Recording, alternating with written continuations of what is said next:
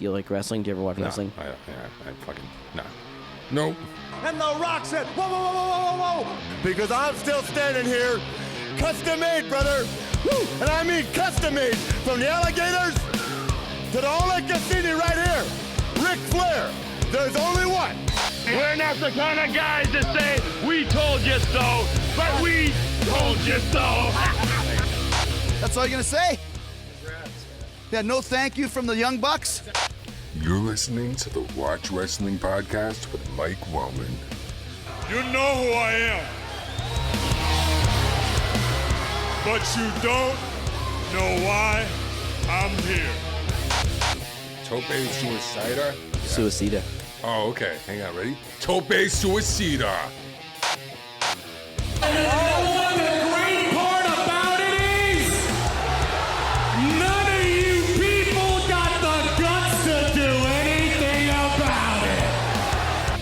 Watch Wrestling Podcast with Mike Wellman. Hello and welcome to the Watch Wrestling Podcast. This is a very special episode of the show. This is the inaugural episode of Rewinding the Tape. That's right, you clicked on the very first edition of the Watch Wrestling Podcast. This is our Rewinding the Tape series. This is going to be our long-form look back on some of the best matches and events throughout the history of professional wrestling. Just matches and events that we feel deserve to be looked at again here on the Watch Wrestling Podcast. So it's mostly going to be matches and shows from the more recent past in professional wrestling. Spoiler alert, I don't think we will be rewinding the tape on Gotch Hackenschmidt, at least not right away.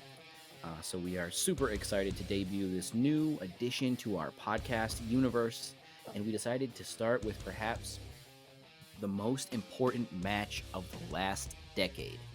Folks, on this edition of Rewind the Tape, we will be reviewing Kenny Omega versus Chris Jericho from WrestleKingdom 12.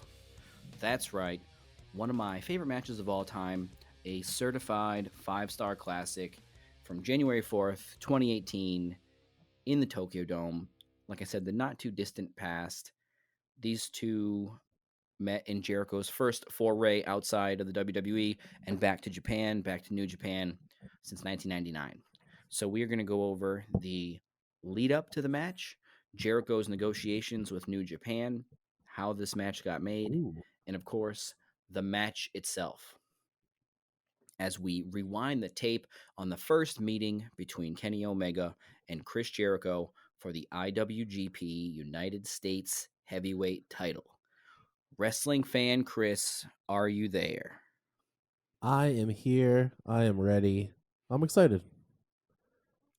Well, I hope so. So we're just going to talk about really how good this match was, the story leading up to the match, like I mentioned, Jericho's negotiations with New Japan. So, the origins of the match, Chris, do you remember when you first heard about Jericho versus Omega? Was it before it was announced, or? I heard things about them, like I was on Twitter or something, how they were talking shit to each other, and I thought to myself, oh, that's funny, that's never going to happen. Jericho is a WWE guy. Vince will never let that happen. It's fun, though. Twitter's fun. Yay. And then I remember, I think I was at your house when I saw him come onto the big screen and call Omega out. Was that, am I mistaken there? Was that with Tanahashi? I don't remember, but I couldn't believe it. And I didn't think it was going to happen. So, I mean, I guess I heard about it, but I really didn't put it in my mind because I thought, no way, never going to happen. And then it did. It's wild. Well, it's funny that you mentioned the tweets because the tweets were essentially the kickoff of the promotion of the match. Was it? Okay. And yeah, I remember seeing those tweets. It was just something like, just an offhand tweet from Jericho, or Omega says something and Jericho responds to it. We'll get to all other exact tweets, but I do remember seeing those tweets and thinking, yeah, this isn't a thing. They're not building a match. They're just arguing and bickering. And Twitter is stupid. And then it turns out it was the actual start to the build to the match, which was kind of genius. Absolutely. Agreed. So yeah, so before we get too deep, before we go too far back, before we rewind the tape any farther, now would be a good time to be kind, subscribe, Watch Wrestling Pod. You can find the Watch Wrestling Podcast pretty much everywhere. Apple, Stitcher, Google, Spotify, Audible, on your Zune, I don't know. Wherever you Ooh. find podcasts, look for us there. Watch Wrestling Pod on YouTube, at W Wrestling Pod on Twitter. I am at Mike Wellman88 on Twitter. I sometimes live tweet WWE events, AEW events, the Wednesday Night Wars, episodes of MLW, episodes of AEW Dark. You never know what we're going to be live tweeting, so you can follow us on Twitter at W Wrestling Pod. And we also have a Facebook if you like Mark Zuckerberg. Ooh. Do people still like So, Mark yeah, so- Zuckerberg? No, I Have think they ever Mark liked Mark Zuckerberg's a heel. Zuckerberg's a heel. Absolutely. Right? Oh yeah. Definitely. Is Jeff Bezos is a heel too, right? Yeah, he got the bald head. He's perfect heel material. Top guy. What about Jack from Twitter? I think he's kind of a in-betweener. I think he seems like he's a good like a face, but what he's spawned is probably not. So yeah, probably tweener. Be interesting if they could do like some kind of a double turn where Mark Zuckerberg leaves some congressional hearing via Zoom chat, and all of a sudden he's a babyface, and then everybody hates Twitter, and now Jack from Twitter becomes a heel, has a heel turn in Congress or something. I'd be down for that. That sounds fun. Okay, but anyways, so like I said, we are so excited to bring you this first edition of Rewinding the Tape. Can I say it again, Chris? We are rewinding the tape. We already have a solid path that we intend to chart, and you can join us on that path, like I said, by subscribing to the Watch Wrestling Podcast. Be kind, subscribe, Watch Wrestling Pod. Blah, blah, blah, blah. All right, let's go. Okay, so here we are, Chris. Yes. I'm excited to learn more about this because I wasn't following up to the match. So we were talking about the tweets between Jericho and Omega, but obviously that wasn't how this match originated IRL. So really, this match came together. Jericho's last match in WWE was sometime, I think it was in the summer of 2017. And Don Callis and Chris Jericho spoke at length about the planning and the booking of this match on Jericho's podcast from an episode that was released on January 3rd or January 2nd back in 2018. So on the podcast, like I said, Callis talked at length. Don Callis, I talked at length about how I booked the best wrestler of all time, Kenny Omega, in a match against Chris Jericho, and I wanted it to be on the ice in Winnipeg. Oh. And then they said, if you have this match out on the ice in Winnipeg, your red sunglasses will reflect the light off of the ice and it will melt. And I said, hey, Penta, no tienes corazon, amigo.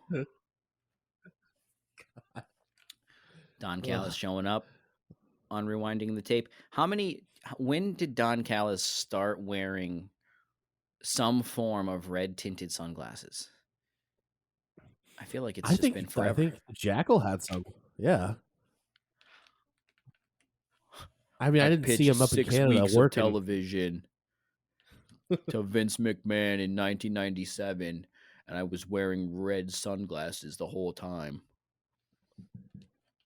That sounds about right. And he didn't. Wow, I wonder why he got cut. I mean, Cyrus the Virus, I don't remember red sunglasses, but by the time the Jackal showed up, I mean, it was just red sunglasses from then on Oh out, yeah, I think. I think so too. Even now, S- So I'm sure Don Callis was wearing red sunglasses when he recorded this podcast with Chris Jericho in a Tokyo hotel room around New Year's time before WrestleKingdom 12. So, uh, so this is going back, jeez. right? This is going back. That's about when they did this podcast. It was New Year's or New Year's Eve or New Year's night, whichever, 2018. And it's funny looking back on that. Don Callis did actually talk about how he noticed Kenny Omega when he was about 17 or 18. So that's the Oh, shoot age that Tyson Smith was when he was discovered by the great Don Callis. But even though on TV, Don Callis says he's been following Kenny Omega since he was 10 years old. well, in wrestling years.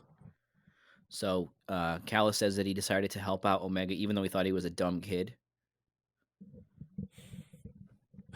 He says that he actually set up a booking for Omega in Canada, and Kenny no-showed the booking, and Callis gave a young Kenny Omega a stern talking to about no showing the booking, and then they parted ways, and that was that for a while. A stern talking to. Thanks, Dad. Thanks, Uncle Don. Oh God. So, I guess Omega's uncle, as we now know so much about Omega's uncle, the Golden Sheik, he was a wrestler here in Canada. So he Yeah. did actually train Don Callis, and I guess Kenny Omega had reached out to Callis when his uncle, the Golden Sheik, passed away, so Callis could give the eulogy at the funeral. Oh So that was wow. how the two got back in touch. Was Don Callis giving the eulogy for the Golden Sheik who trained him? Oh, that's nice. So all right. So Yeah, Don so Callis is this not a is complete liar. starting to come together, starting to form It's so, a yeah. framework, It's so strange to hear structure. yeah, it's so strange to see like the pre Don Callis Kenny Omega relationship like before the whole AEW thing crossed over with Impact. Like so it's so interesting to hear how they actually were and how they interacted. Well, that's why we are here. Absolutely. So basically, around this, where are we here? Where did I go? Oh yeah, so around this time, basically, after the Golden Sheik passes away, Callis ended up getting Kenny Omega and Chris Jericho on an episode of his podcast. I think it was Killing the Town with Lance Storm, Okay. and Oh yeah, okay. yeah, I'm just thinking. I don't think Callis had any podcasts prior to that, but so he gets the Winnipeg boys, Omega and Jericho, on this podcast together, and then I don't know what they talked about. So I then don't blame Callis you. makes a joke about getting booked in New Japan. He says, "Get me booked, kid," to Omega. And then Omega actually let Don Callis know that he already tried to get Callis booked in New Japan, and he already mentioned his name to Geto and the people in New Japan. Okay. So then Don Callis said on this podcast with Jericho that New Japan told Kenny Omega that they had an idea for Bret Hart to come into New Japan to do color commentary for Kenny Omega's match or matches. What? And then Omega, being Omega, shot that idea down completely and told him that it was because he had absolutely no connection to Bret Hart. That's great. Absolutely. I don't well that's fucking weird. It's just like, think about where Jeez. Omega was. Like, we think about Kenny Omega now as, right, AEW champion. He's just all these things. Former IWGP heavyweight champion, just the best wrestler in the world. You know, after all of these great matches with Okada, after starting AEW Yeah. and being like the top guy in AEW. And it's like just going back to before he really won any of these titles, he's telling New Japan, like, no, don't bring in Bret Hart. Your idea is shit. That is yeah, I mean, but he was important though, right? I mean, I know he wasn't a superstar, but he was always in the Bullet Club. He was always there, like junior heavyweight guy. So I guess you could just say that. I guess. But like, Yeah, have they ever heard so Bret Hart talk? Come on. yeah, so New Japan, I don't know what they were thinking on that one. But I guess what happened was that so Omega brings up Don Callis's name, and then this was right when so Callis got back into the wrestling business basically by this podcast, right? Like we talk about Don Callis and how he's not a fan of the wrestling business. It's on a podcast with Lance Storm killing the town. And so that Okay. was really his basically reintroduction to the wrestling business. Was I guess he would just kind of call Lance Storm and rant about the wrestling business. So they turned it into a podcast, something like that.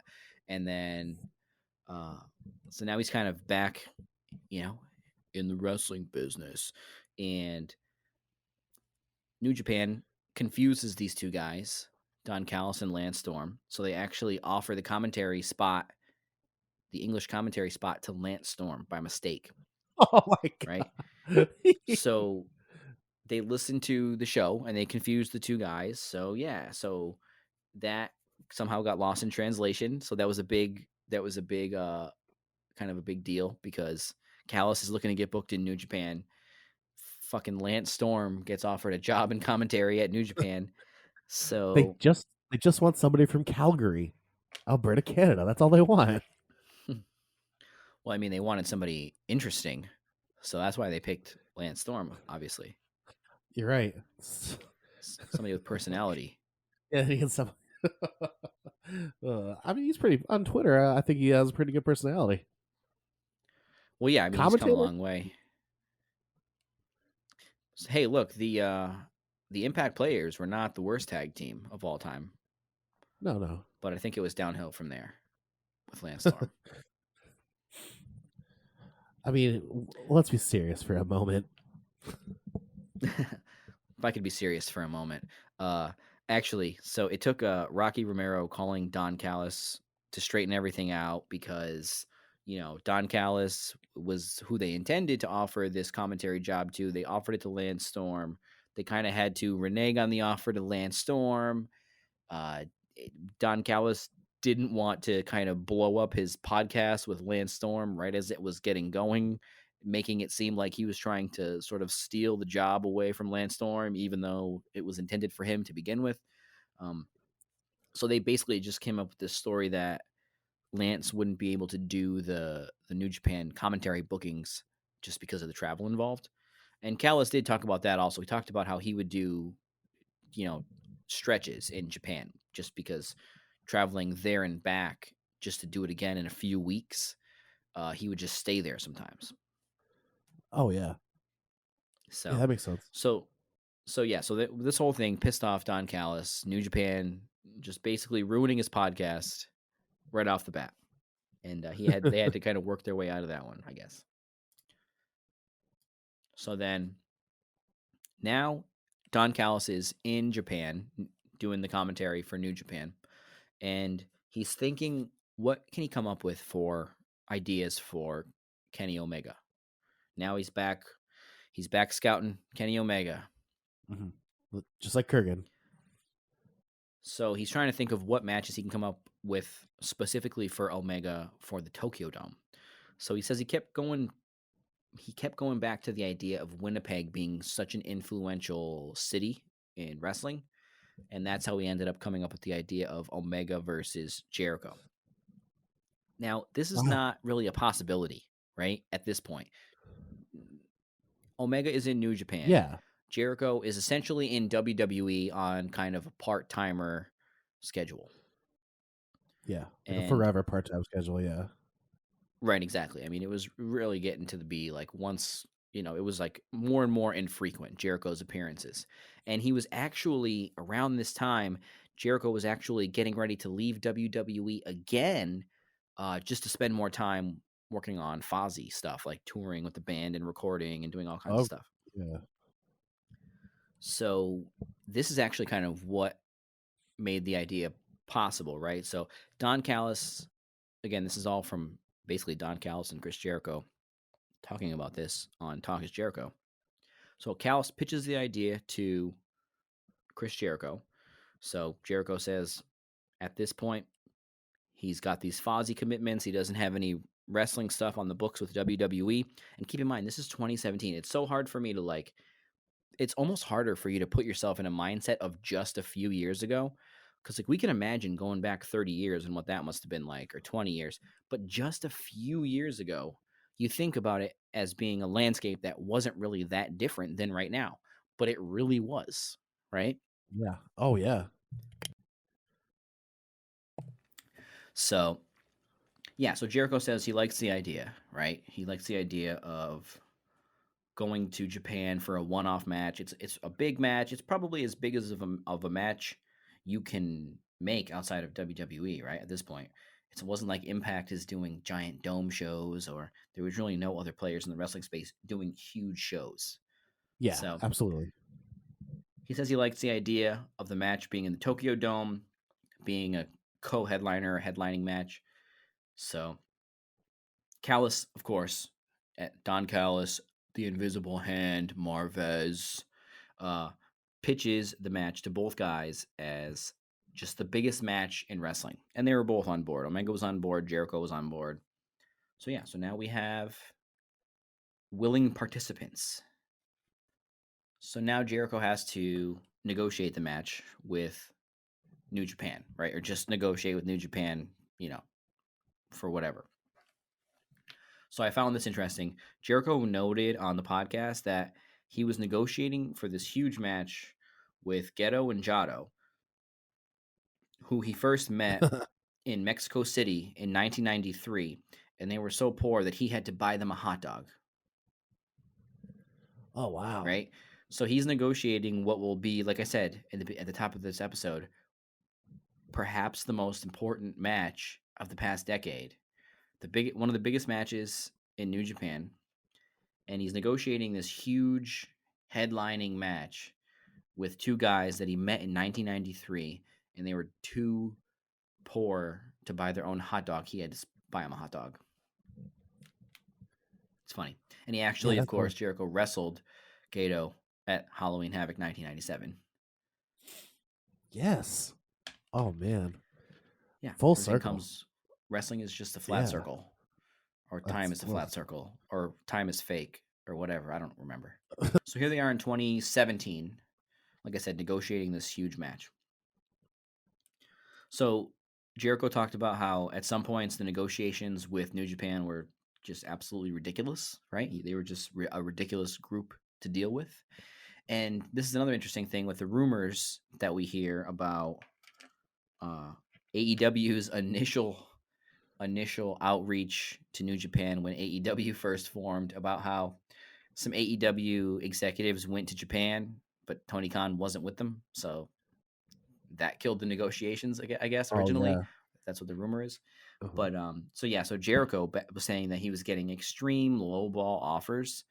And he even got told by, I can't remember if it was Omega or Rocky Romero. Somebody told Jericho, like, hey, look, they're going to give you a ridiculously low offer. You can't get mad about it. You have to just negotiate.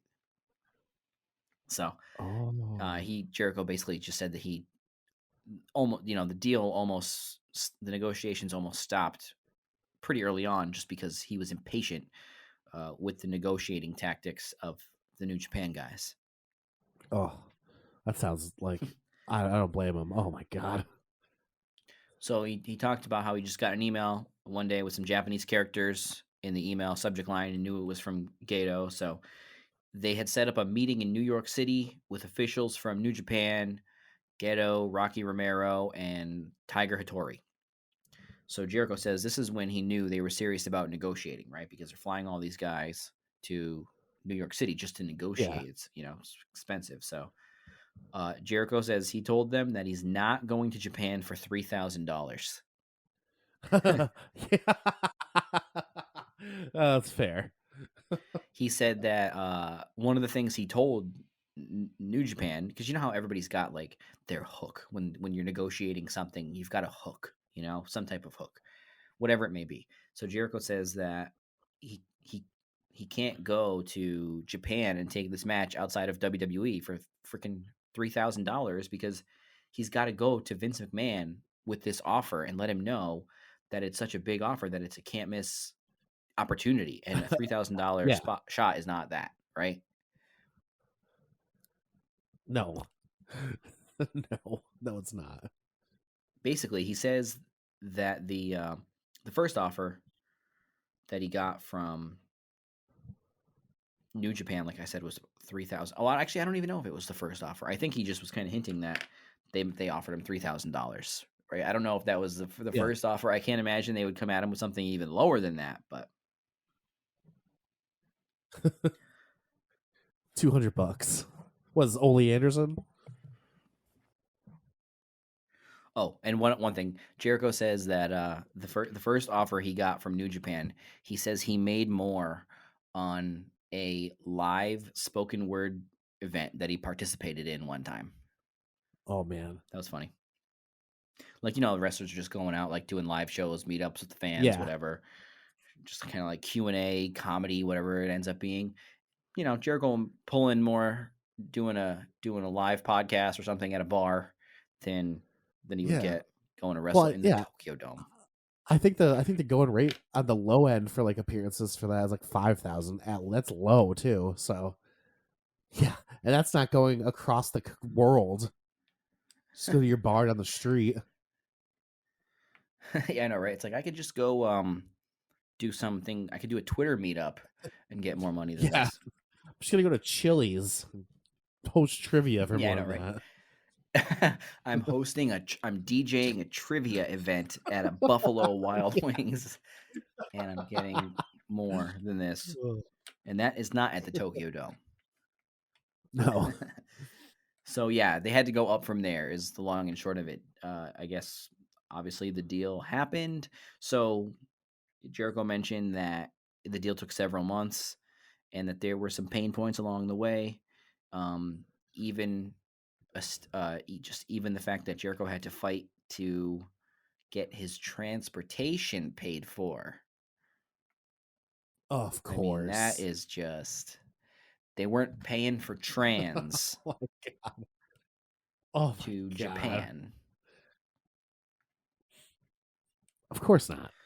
Why would so they? Yeah, but anyways, they get the deal done. And one other thing that Jericho mentioned was that so I guess this TV, and I'm not the biggest expert on like international media deals and companies and stuff, but I kind of pay attention in terms of how it pertains to things like the sport of pro wrestling.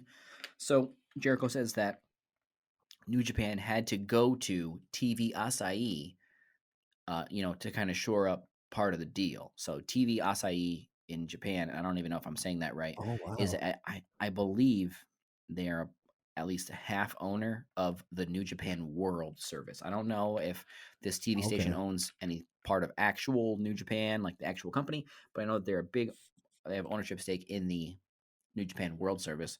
So that I'm not sure if that, when guys like will do a deal, like this is reminding me of like someone like Rampage Jackson going from the UFC to Bellator or something like that, where guys will go, or like Hogan to WCW in the 90s, or even other guys to WCW in the 90s, like Nash and Hall, where the money for these wrestlers is not coming directly from the wrestling company. It's coming from the bigger, larger parent company, that type of thing. Yep. And this is just speculation. I mean, so if TV Asahi owns New Japan World, it just makes me think that there may have been some deal where Jericho gets maybe paid more, if there's more New Japan World subscriptions, that type of thing. Like that's the only thing I could think of. Oh, if he was smart, yeah. Where they would have to go to their parent, or would have to go to the other partner company or parent company in order to be able to pay, the deal, right? It just means like the thing with Rampage was like Rampage Jackson went to Bellator, which was owned by Spike TV.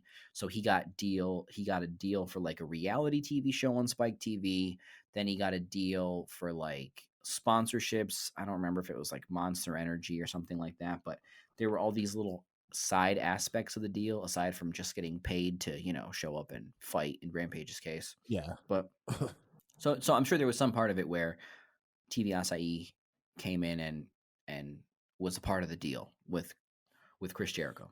So now Jericho's got a deal in place to go to the Tokyo Dome, but he still hasn't wrestled anywhere other than WWE for 20 years, basically since 1998, 1999, something like that. Yeah.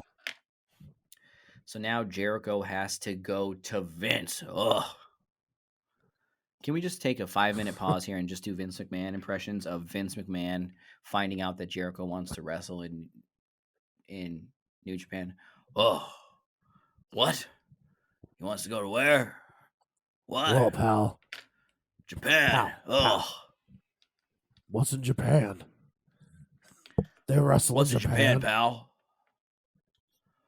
Well, what can you do there that you can't do here?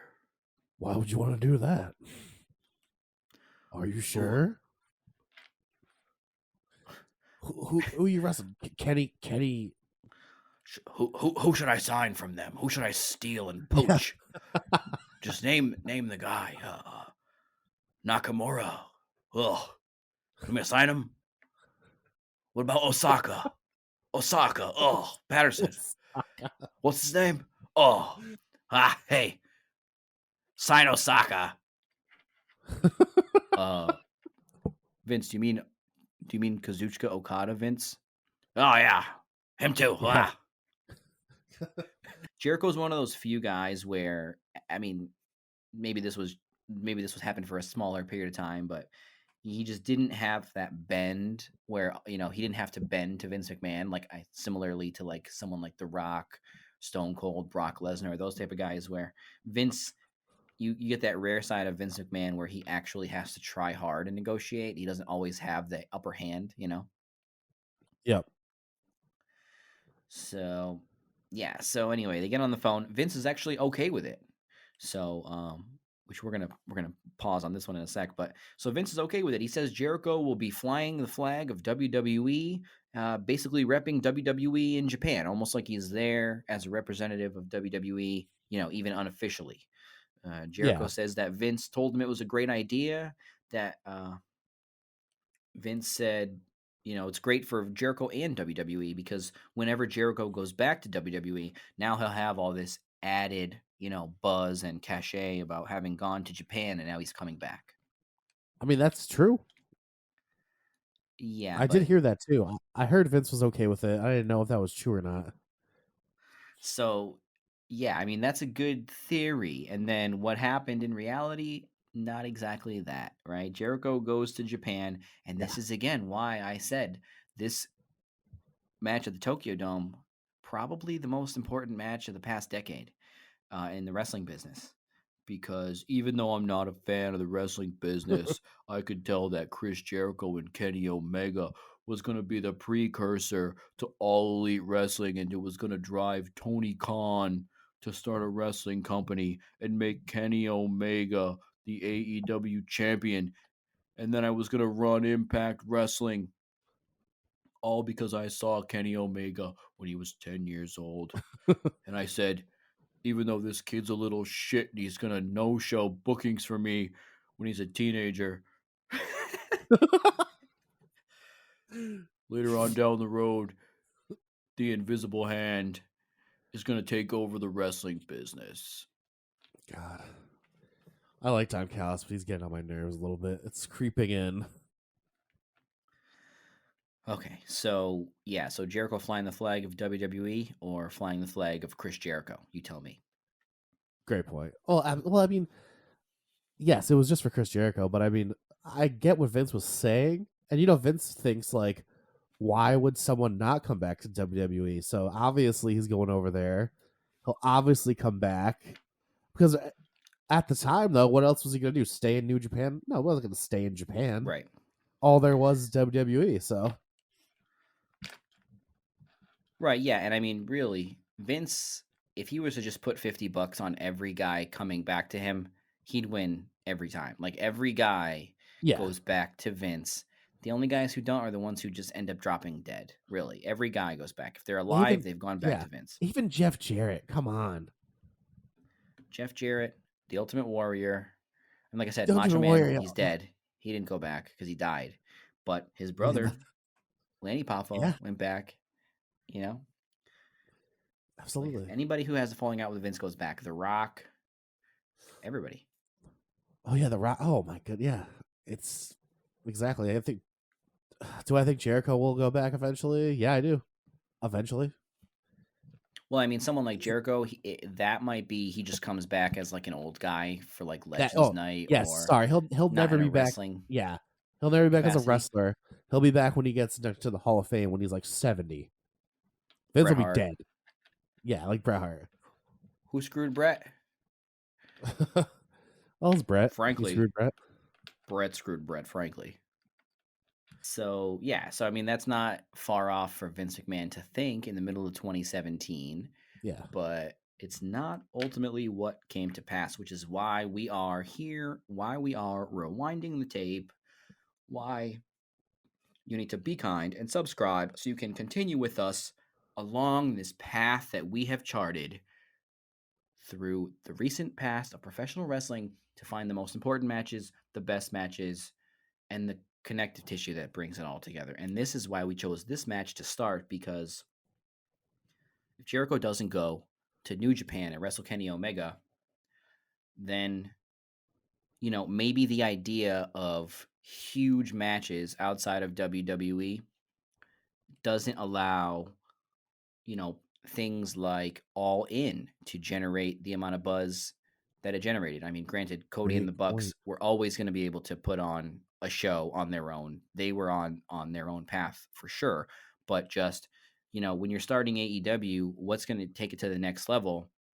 You need to sign a legend who's still, you know, active and can still headline shows, which is what they had with Chris Jericho. And Yeah. the match with Kenny Omega at the Tokyo Dome really cemented him as sort of a star in the whole world of wrestling, you know, not just a WWE guy, right? Yeah. Do you think? I think you're right when you said that Cody and the Bucks were chugging along, and they definitely would have had All In and things like that. But I wonder if this match never happened, if AEW would even come about. Would they have started their own promotion? I don't know. Well, I mean, it's just if you just look at it, I mean, yeah, they could have started a promotion. It could have been as popular as Ring of Honor. You know what I mean? It could have Yes. been as popular as Impact. I don't think it was ever going to fail, but I think that at least initially that kickstart, or that kind of like, you know, Jericho ended up being the first AEW champion because he was, like I said, an established legend who can still headline events. He was essentially kind of like their Hulk Hogan going to WCW, right? It's like this. Absolutely. Tony Khan always tweets about the momentum in wrestling changing and blah blah blah. Jericho was that initial kickoff, or like that rocket boost for AEW, you know, to take it to the next level Yeah. in the eyes of fans who would know someone like Chris Jericho, but maybe they wouldn't know the Young Bucks, or, you know, when AEW first launched, it was like the Young Bucks, the Best Friends, Cody, you know. That's why this match is so important. That's why we're talking Right. about it. Hey yo. Okay, so then before we get off of Vince McMahon, hey pal, Jericho brought up something. He says Jesse Ventura told him years Ooh. prior, and you know, we can't rewind the tape without, you know, taking a moment to listen to some wisdom of Jesse Ventura, right? I do it every night. Because he's fat like you, gorilla. Eat another hot dog. Eat another hot dog because he's fat just like you, gorilla.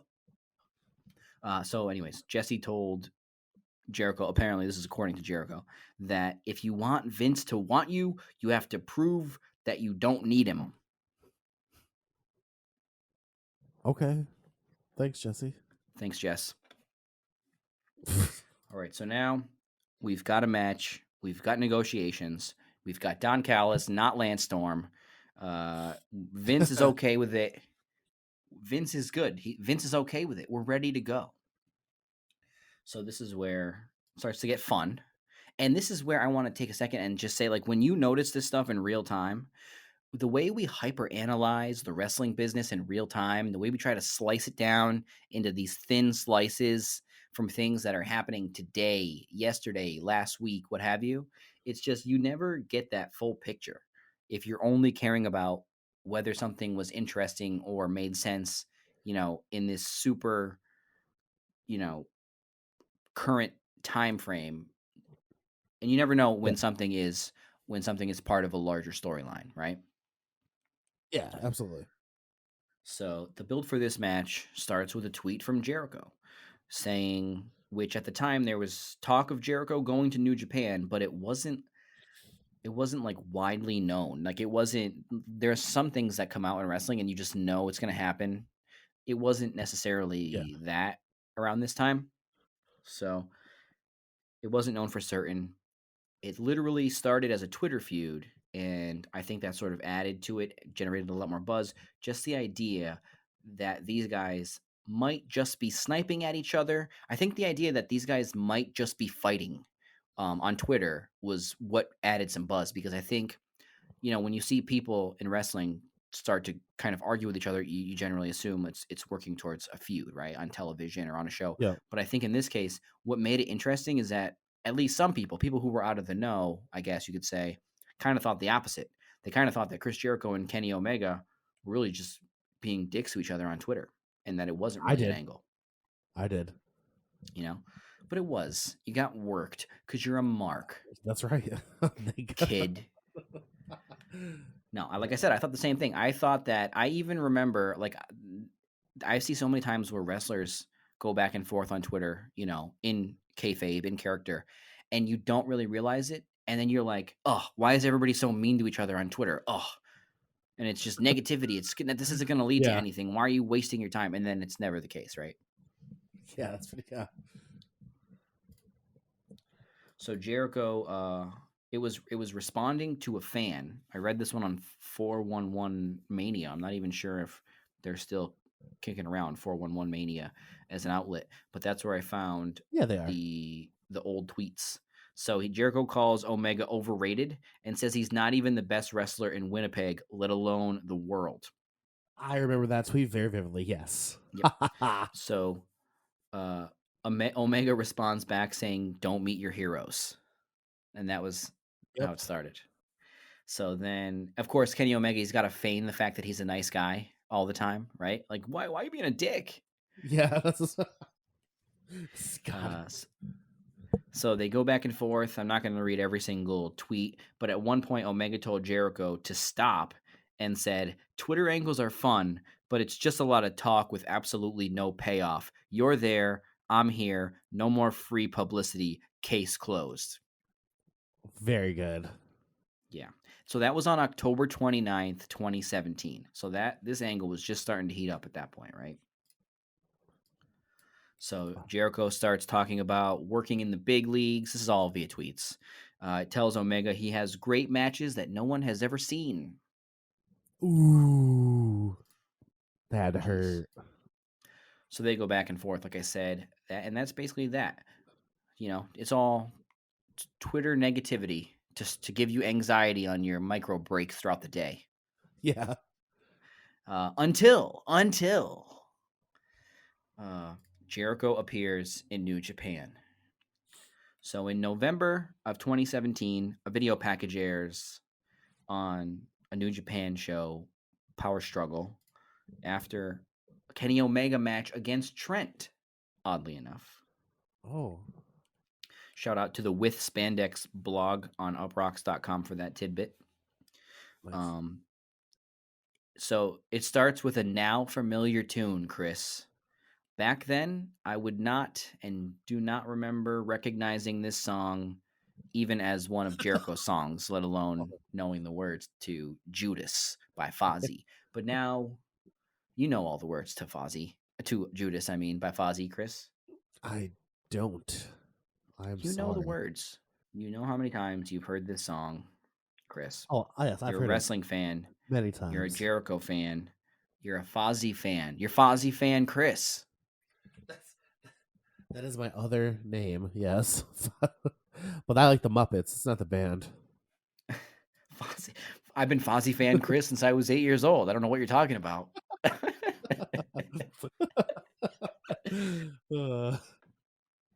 Do you think that when you were watching the Muppets with Fozzie and Kermit, do you think that you were carving out this soul made of stone?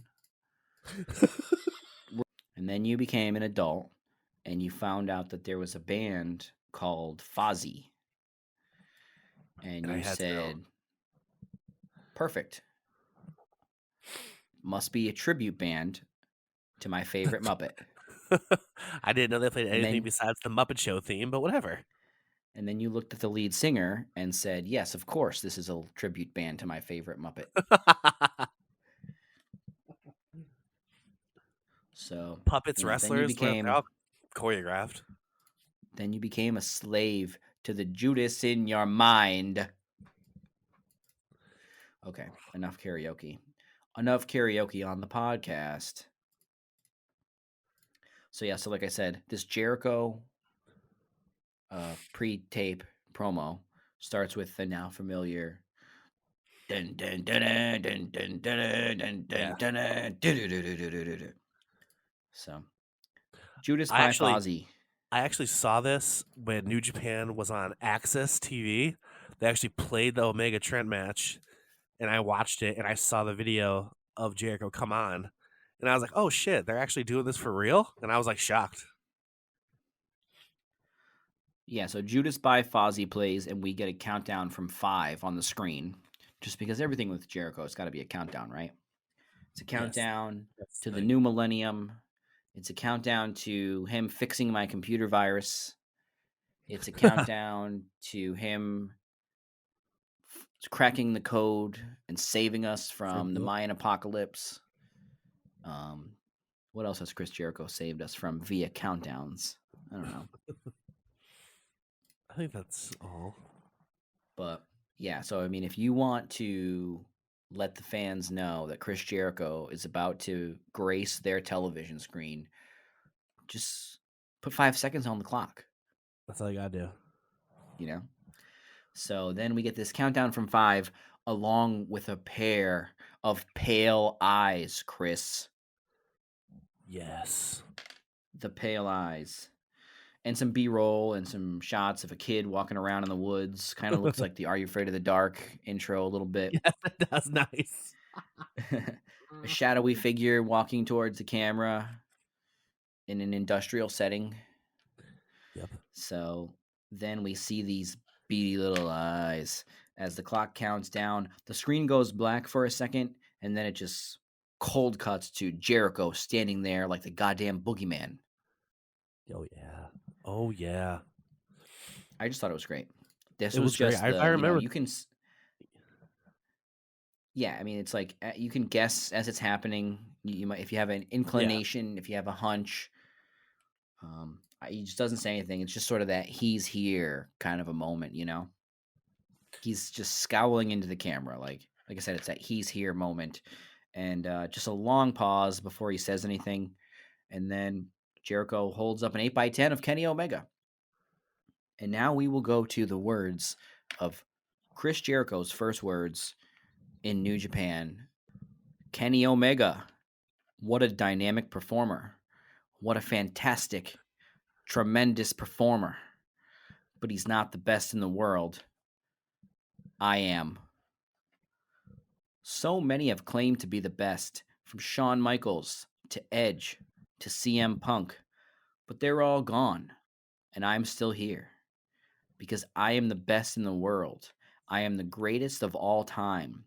I am the alpha of this business, and I'm going to prove it because I am challenging you, Kenny. Jericho versus Kenny, Alpha versus Omega, to see who is really the best. I want to meet you January 4th at WrestleKingdom 12 in the Tokyo Dome. So let's see who's the best, bitch. Wow, there you go. Jericho's first promo back in New Japan. Right there. Fantastic. You're welcome. Fantastic. He's good. He's the best. He is the best. So now that's it. Now it's official. Everybody knows. Cat's out of the bag. these are like the perfect promos for like the viral internet age because you don't have to watch the show. I mean, I think this New Japan shows happen, late at night here on the East Coast of the U.S., early in the morning. So you just wake up and there's this crazy viral trending Twitter promo, that you missed while you were sleeping. Yeah. So thank you, Twitter. So the next thing we get is at the World Tag League event of 2017, Omega standing in the ring alone, holding up his IWGP United States title, and out go the lights. Lights out. That's got to be Kane. No. So then we get a second video promo from Jericho back in the industrial warehouse. Something tells me these might have been all filmed on the same day. Quite possible. And the countdown is back. What are we counting down to? I don't know. So Jericho says the following in the silliest possible way. Just this isn't the entire promo like the last one I read. This is just kind of a quote from Jericho. I think I already told you about this, Chris, when I first discovered it as I started researching this show. Jericho's on screen. He says, "I'm going to beat the hell out of you. Do you understand what I'm saying to you right now? Do you?" I mean, geez. Yes. I mean, I get, just riffing without a script here, but how much, what hit the cutting room floor if this is what you went with? He's getting old. Give him a break. I mean, he doesn't exactly have the Midas touch all the time with these promos. It's not all gold.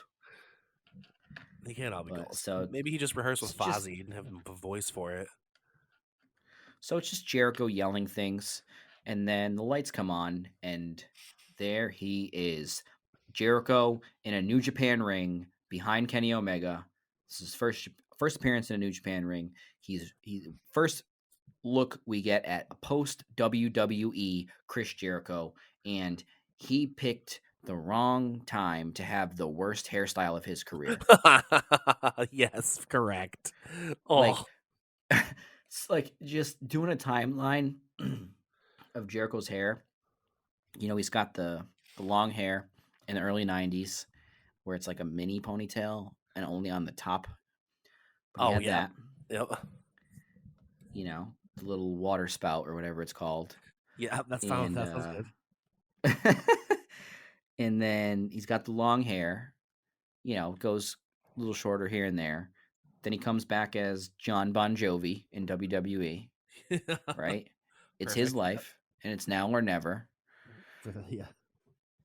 It comes back completely short hair, like Bon Jovi, ridiculous looking, right? But at least it was a hairstyle. It wasn't like in between styles. That was it. That was what he was going for. Yeah. Then he keeps the hair short, right? He turns into this super mega heel champion, world champion. Got the suits, punching Shawn Michaels' wife, doing everything.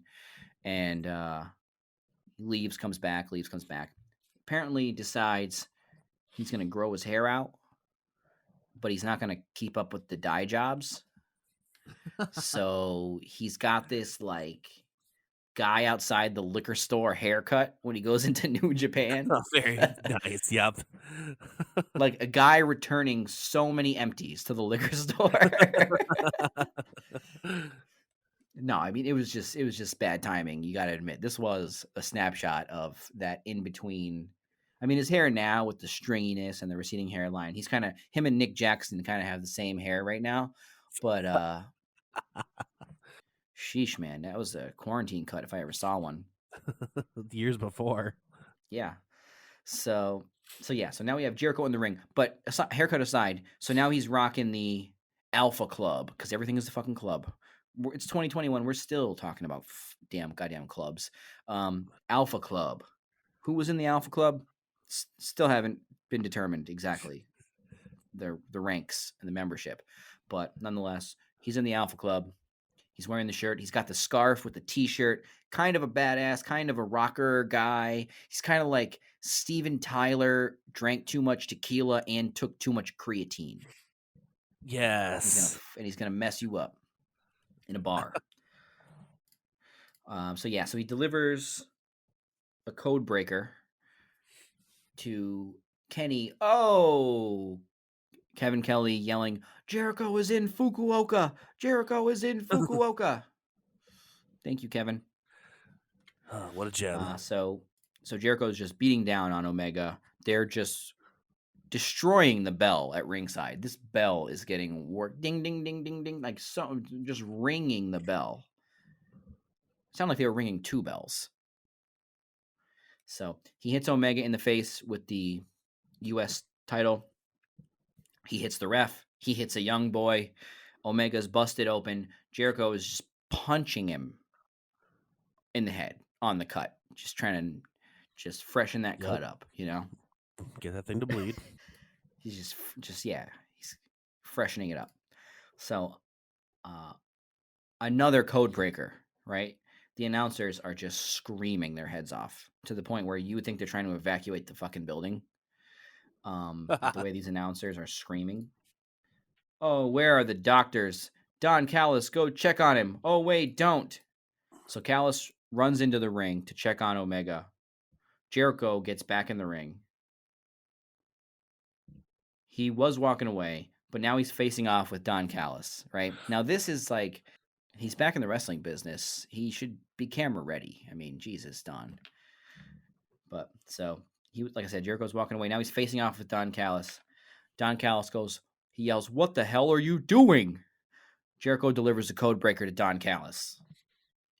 So now, fast forward back to that podcast with Don Callis on Talk is Jericho. Callis mentions that this was the first bump he took in 14 years in the wrestling business. Ooh. So people are going nuts. This bell is still ringing. This bell is just ringing over and over. Kevin Kelly screaming. Jericho goes over to Omega, rubs Omega's blood on his own face. Isn't that just yummy? Sounds delicious. So Jericho starts grating the front of the U.S. title belt across Omega's lacerated face. #lacerated face. So out come the Young Bucks to save their pal with a baseball bat. Jericho leaves the ring. The damage is done. Kenny Omega's laying there. He's bloody. Finally, Jericho's almost out of the arena, almost to the edge of the building. He yells, "I'll see you at the Tokyo Dome." Oh, yeah. So that's that. That's Jericho attacking Omega. This thing's starting to heat up. So now we get fast forward to a press conference. So this was good.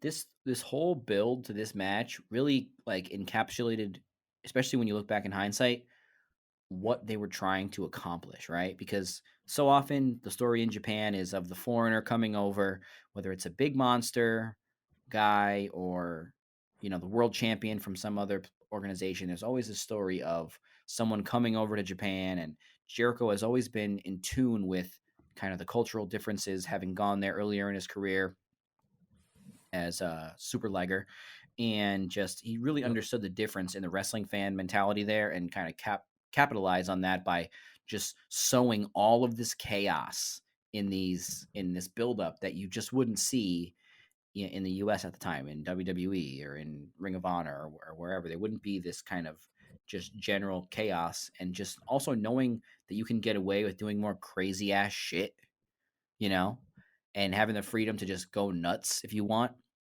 It just made this build a lot better. I cared about it. Got me to care. So they get a press conference. Omega's sitting there. He's got basically his head's all bandaged up, right? Like a cinder block fell on top of him. And he's basically just saying how the whole thing started, about how they got going on Twitter, and he thought it was going to be a gentleman's contest. What does it sound like to you? He thought it was going to be a gentleman's contest, the best in the world versus perhaps the best in the world, meaning he's the best in the world, and he's saying Jericho is perhaps the best in the world. But Jericho's actions reminded him that at its core, pro wrestling is a fight, even if it's a fake fight. No. So then he says, you know, this isn't going to be WWE versus New Japan. Oh, shit. He said WWE. Ooh. Oh, oh shit, go back to WWE. So basically, just built up the match as two guys who think that they are the best. Pretty decent promo from Kenny Omega, per usual. It's most of this stuff is actually available on New Japan's YouTube page. It's just you gotta kind of click around to find it. Oh, Who knows for how long? Obviously, whenever you happen to be listening to this, they might not be available, but they were as of our recording here. So, like I said, just this sort of gritty, anything goes nature of this feud between Jericho and Omega was really what put it over the top for me, I think. Yeah, I mean, I think that was the most important part of it.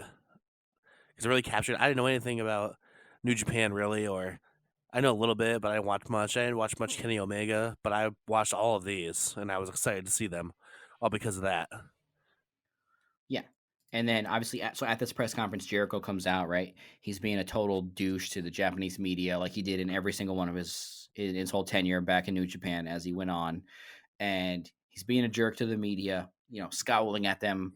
And then he ends up saying some douchey things. All of a sudden, just careening onto the screen, Kenny Omega comes flying in like Superman, and just the fight is on. They're just fighting, rolling around under the table. I mean, this looked like two guys fighting at like a Knights of Columbus. It was hilarious.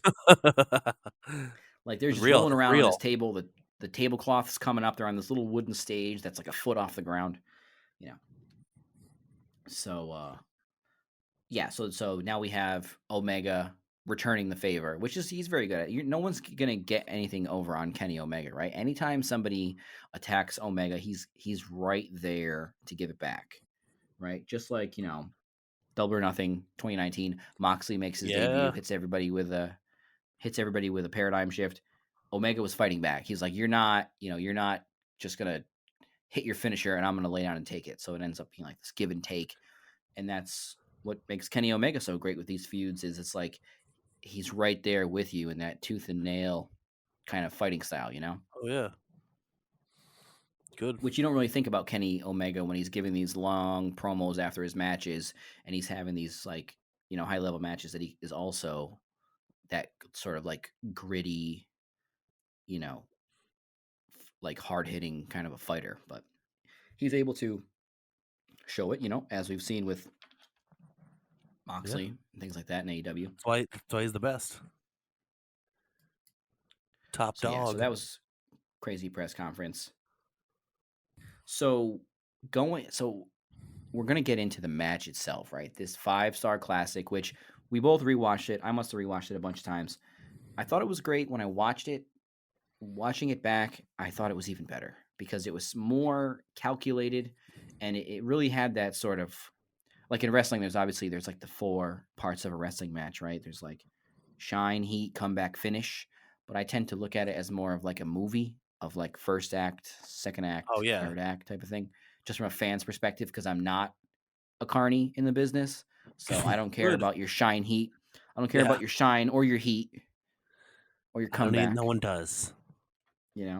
So, but they did the whole like the match starts. It's kind of a fight. They go outside of the ring. There's the hardcore element, tables, going into the fans, doing crazy irresponsible dives and flips, and just that, like I said, outside of the ring aspect of it. Then they get back in the ring. Now they're having this technical match, and then at the end they go into that whole like fireworks display of everybody's finisher. You know? Which now there we go. We're done. Now we don't have to talk about the match. I just summed it up. Done. That was it. Have fun. Yeah. Thanks for checking out the Watch Wrestling Podcast.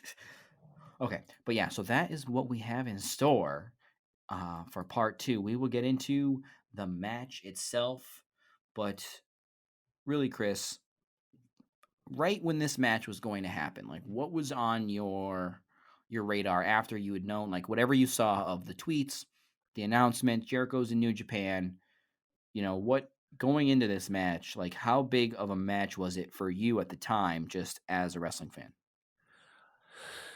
A huge match in the fact that I couldn't believe that Chris Jericho was wrestling somewhere else, and I had known Omega as this like 6-star machine and all his battles with Okada, or even matches before that. I knew Omega was like this hot property. Lots of people thought he was the best wrestler in the world, and just thinking Chris Jericho was going to go wrestle him, I almost had to see it. I needed to find out everything I could. I started actually looking deeper into New Japan because of that as a whole. I started watching all the, as I said earlier, I started watching all the Access TV like matches that they had on for that hour on Fridays and watched as much as I could, even if it wasn't Jericho or Omega related. So it was huge in that way that I really just, it sucked me in to a whole nother different promotion because I was just so used to WWE and I was kind of getting sick of all that stuff and I didn't really feel like watching wrestling anymore. I did it because I'm used to it, but this really turned it around and I actually got excited for some other stuff. Yeah, I wasn't, subscribing to New Japan World prior to this. Spoiler. And this, I was obviously one of those people who Jericho, got, whatever it was, tens of thousands of new subscriptions for New Japan or whatever the number was, which the story is that he drastically increased New Japan World subscriptions, with him Yeah, with the build to this match, and everybody just had to see this match. And yeah, I mean, I think at the time, especially because there's no AEW, all those guys that we now know from AEW, they're all either locked up in WWE contracts or they're toiling away on the indies just trying to sell t-shirts. There was no real huge wrestling matches, right? The well of old WWE guys was drying up, and we're not getting The Rock back, we're not getting John Cena back for more than 3 minutes, we're not getting The Undertaker back for more than 3 gasps of air. So Kane is the mayor, he can't come back. Yep. He's not, he's too busy running for office. Not that he was a huge star anyway, but Jericho going over there, this was, the biggest thing that the wrestling business could put together at the time, in my opinion. And really, the metrics bear it out. This was the catalyst for fan interest in a second act of Chris Jericho outside of WWE. I don't know about you, but I was for sure thinking Jericho was just going to be a lifer who came back less and less every year, in WWE. Oh, yeah. Maybe like in January and then wrestle till WrestleMania, and that was it every year. That's what I thought. Yeah. And then, it just becomes, like I said, less and less. Maybe he shows up in the Royal Rumble and that's it. Not even a comeback or just whatever, whatever. But yeah, so this was the catalyst for those indie guys, in my opinion, going to the next level. And I don't mean that the Young Bucks and Cody and Tony Khan, they needed Chris Jericho. I just mean that there were fans that Jericho brought over to look at guys like Kenny Omega and the Young Bucks and say, hey, there's more to wrestling than just WWE. And what's going on outside of WWE isn't just this, small venue, whatever. Yeah.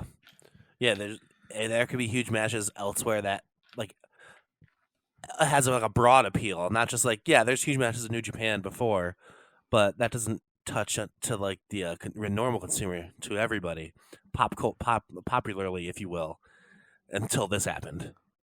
Crossover. Yeah, and I mean, the fact that people are, signing up proves that Jericho is a draw. He draws money. Isn't that, that's what all these guys aspire to be. All the Carney dream is to draw money. So Jericho goes to New Japan. I think this was a great first match too. Like, obviously, we know the story now. Jericho wasn't going to go over there for $3,000. He wasn't going to go over there in anything short of the biggest match possible. And it is kind of interesting that, the biggest match possible was two guys both from Winnipeg. Yeah, that is pretty funny. You're right. Touche. So we have, I don't know, Chris, have we gone into enough detail about how this match, I mean, do you have any questions about how this match came to be, or have I primed the pump? Oh, it's primed. Yeah, it's primed, and I learned a lot, actually. I'm actually more excited to talk about the match now. Yeah, so we are going to get into all of that. Every punch, every move, every V trigger, every code breaker, every walls of Jericho, every lion salt, every Hey, there was a lion tamer, every lion tamer of this match. one-winged angel. Every one-winged angel in this match. And that is Jazz why hands. you need to every instance of jazz hands, every weird table Oh, the that table looks like it has no business in a wrestling match. Yeah, I made that in my notes. Talk about it during the match. Yeah, those tables are strange. We got ref bumps, commentator bumps, young boy bumps. Cocaine. And- Oh no, never mind. And that is why you need to subscribe to the Watch Wrestling Podcast, because we will be back with part 2, Omega versus Jericho, rewinding the tape, the match itself from WrestleKingdom 12, the 5-star classic. That will be on the next episode of the Watch Wrestling Podcast on part 2. We hope you are enjoying our long form look back on Omega versus Jericho. Like I said, I think we've gotten the people ready. I think everybody's ready. So I think that our numbers are going to go up after this podcast. And I think I'm not going to give you any extra per subscriber in your pay. It's okay. You didn't negotiate that. You're right. I took it. I went for $3,000. I dummy. I paid you a flat fee of $3,000 for your I paid for likeness. I've paid for my own transportation, and here we go. You pay for your own transportation because you record the show from home. And, you know, I didn't give you a Marriott 10% off gift card for a hotel room. And, you know, you're responsible for your own luggage, your transportation, your own podcast equipment, and I own your likeness. I gotta get an agent. I own your Twitter account. I own your Instagram. I own your younger brother's Instagram. What? Who negotiated this deal? So now you guys get a glimpse into the generous offerings that I provide to wrestling fan Chris, to Ms. fan Chris, to participate in this podcast, in this long form endeavor. So thank you for hitting that play button. We are going to get out of here. We will see you on part 2. We will see you on the next episode. Like I said in the beginning of the show, be kind, subscribe. Okay. We'll do it live. Okay. No. We'll do it live. F*** it. Armbar. Yep. Drop kick. Tope card hero.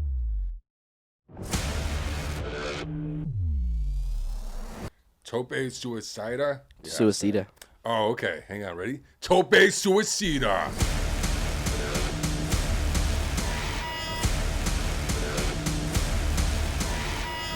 The Watch Wrestling Podcast with Mike Wellman. Is this it? Is this all you got for me? Is this it, bro?